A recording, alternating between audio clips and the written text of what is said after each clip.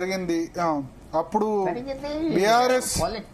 BRS హయాంలో ఉన్నప్పుడు కొంత వాళ్ళకు వ్యతిరేకంగా ఉన్న వాళ్ళని ఒకళ్ళిద్దరు అరెస్ట్ చేశారు. ఇప్పుడు కాంగ్రెస్ రేవంత్ రెడ్డి వచ్చిన తర్వాత వీళ్ళు అరెస్ట్ చేస్తున్నారు.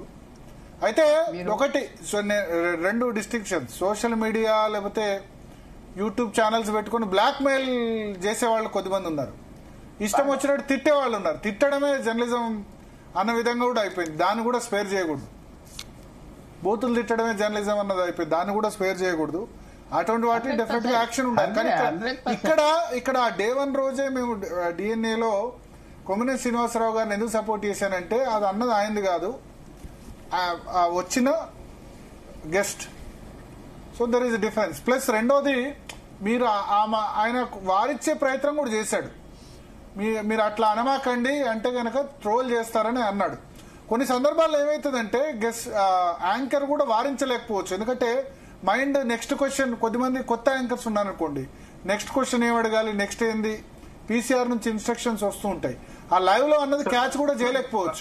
భరత్ గారు మీరు చెప్పిన పాయింట్ లో అక్కడ ఏంటంటే ఆ షో కాలర్స్ మాట్లాడతారు. దానివల్ల ఏంటంటే పీసీఆర్ కంటిన్యూగా ఇదిగో పలానా పేరు పలానా ఏరియా నుంచి కాలర్స్ వెయిటింగ్ ఉన్నారని చెప్తా ఉంటాడు చెవులో. ఈ పీసీఆర్ నుంచి వస్తా ఉంటది. ఒక 10 సెకండ్ 20 సెకండ్ మన మైండ్ డైవర్ట్ అవుతుంది, రాసుకోవాలి ఆ పేరు ఎవరు ఏంటనేది. సో ఈ విధమైనటువంటి, ఎందుకంటే కొమ్మినేని గారు అనేక సందర్భాల్లో కాదు సార్, ప్రతిసారి ఖండిస్తానే ఉన్నాడు ఎప్పుడు ఎవరు మాట్లాడినా.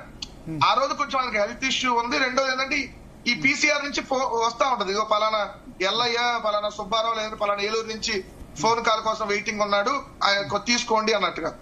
ఇది కూడా ఒక డిస్టర్బెన్స్ ఉంటది. సో మనం ఇది కూడా గమనించాల్సినటువంటి అంశం.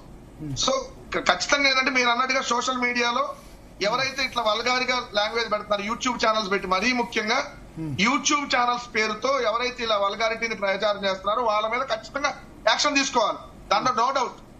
దాన్ని ఎవ్వడు కూడా అఫెన్స్ చేయరు. మీకు సపోర్ట్ చేసే వాళ్ళైనా వ్యతిరేకమైన మీకు సపోర్ట్ చేసే, ఎందుకంటే ఇప్పుడు సేమరాజా గానీ ఇట్లాంటి వాళ్ళు ఏముంది, కిరాక్ కార్పి వాళ్ళు మాట్లాడే మాటలేంటి, మరీ దారుణంగా మహిళల్ని ఉద్దేశించి వాళ్ళు చేసేటువంటి వ్యాఖ్యానాలు ఏంటి, ఇవన్నీ పరిగణలోకి తీసుకోవాలి కదా. వాళ్ళేమో చంద్రబాబు నాయుడు గారికి కూర్చోబెట్టుకుని ఫోటోలు దిగి వాళ్ళని ఎంకరేజ్ చేస్తా తెలుగుదేశం ఆఫీసులో నడుస్తుంటే ఇది మాత్రం హ్యాపీ. వాళ్ళు మహిళలు కాదు, ఓన్లీ తెలుగుదేశం పార్టీలో ఉండే వాళ్ళే. మనతో పాటు ఖమ్మంపాటి శిరీష్